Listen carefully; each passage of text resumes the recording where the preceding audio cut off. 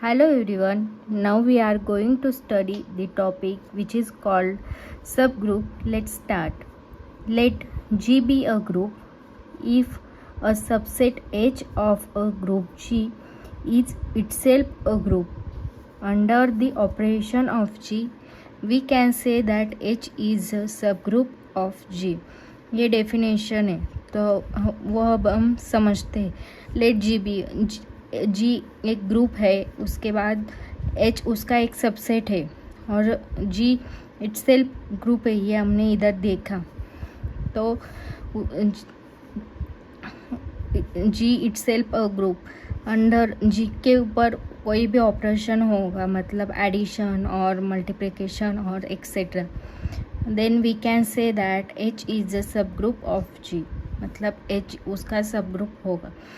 तो वो हम कैसे लिखते हैं? We can write H less than or equals to G, मतलब H sub group of G means that H is a sub group of जी. सो उसके ऊपर हम एग्जाम्पल देखते हैं. तो example first, let G be a group and X belongs to G. Let H is equals to, in bracket, in curly bracket, X raised to N belongs to Z. Prove that H is a subgroup of G. मतलब हमको prove करना है H is a subgroup of G. और H is equals to क्या दिया है कि X raised to N, where N belongs to Z. Z मतलब इंटीजर. सो इसका प्रूफ स्टार्ट करते हैं हम. X belongs to H1 implies that H not equals to 5, as X belongs to G implies that X raised to N belongs to G for all N belongs to Z, implies that H subset of G. H1 K belongs to H implies that H is equals to X raised to S belongs to Z. K is equals to, where K is equals to X raised to T belongs to Z.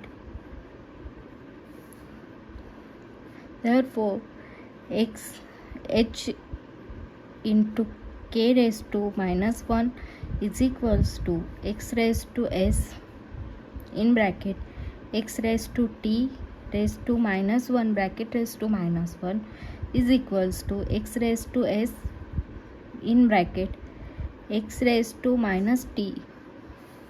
Therefore H into K raised to minus 1 is equals to X raised to S minus T, and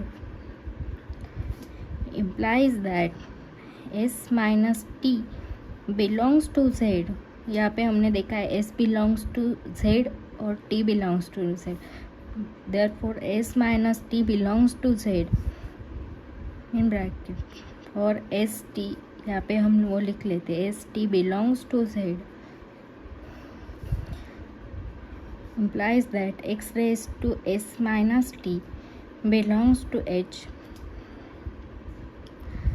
Therefore H into K is K raised to minus 1 belongs to H. Therefore implies that H is a subgroup of G. तो ये हमने proof किया है, ये example हमने proof किया है. तो इसके बाद हम देखते हैं कुछ डेफिनेशंस देखते हैं. तो वो डेफिनेशन है सेंट्रलाइज़र की. तो फर्स्ट डेफिनेशन हम देखेंगे सेंट्रलाइज़र की. तो सेंट्रलाइज़र कैसे डिफाइन किया जाता है? सी जी, वो सेंट्रलाइज़र शॉर्ट फॉर्म में कैसे लिखता है? C G in bracket A is equals to, in curly bracket, G belongs to G such that G into A into g raised to minus 1 is equals to a for all a belongs to a. This subset of G is called the centralizer of A in G.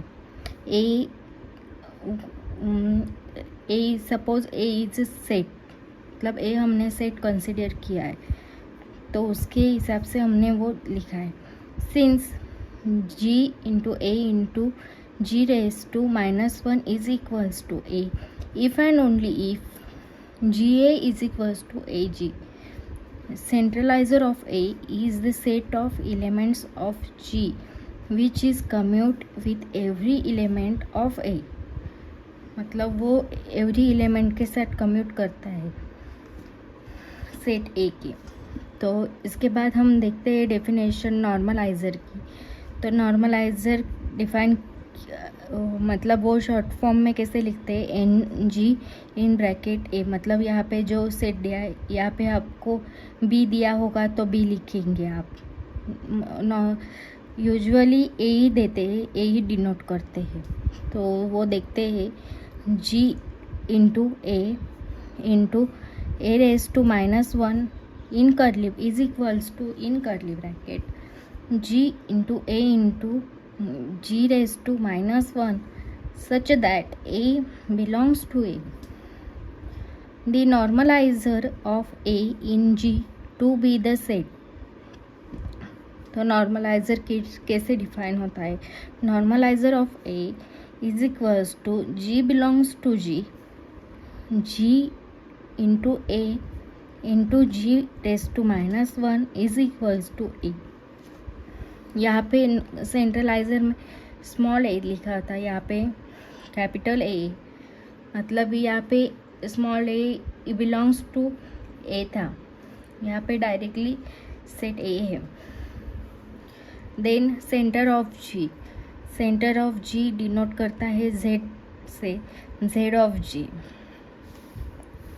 तो Z of G centre of G is equals to in curly bracket G belongs to G such that Gx is equals to Xg for all X belongs to G. The set of elements commuting with all the elements of G. This subset of G is called the center of G. मतलब set के all elements जो commute करते हैं elements of G. Then the subset of G, मतलब G का जो subset होगा उसको हम सेंटर ऑफ जी कहेंगे. तो थैंक यू सो मच.